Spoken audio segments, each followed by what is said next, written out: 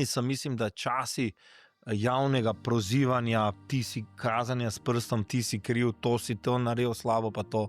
Da danes je življenje tako, da mogoče zahteva malo drugačen pristop, ampak po mojem prvo moraš iti od sebe. Zaradi tega jaz ne maram euforičnosti, zaradi tega meni mečejo dosti krat naprej, pa nisi se niti znal razveseliti pri golu, pri zmagi. Ne.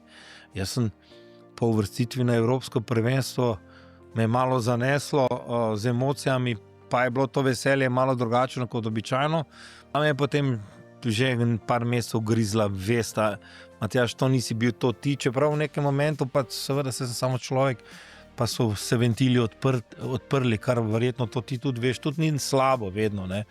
Rast imam čisto emocijo in vedno trdim, sploh mi trenerji, jaz trener ali pa selektor zdaj, ko ekipa zmaga, zakaj bi jaz za svojim početjem karkoli jemal prostor na podiju zmagovalcev svoje ekipe.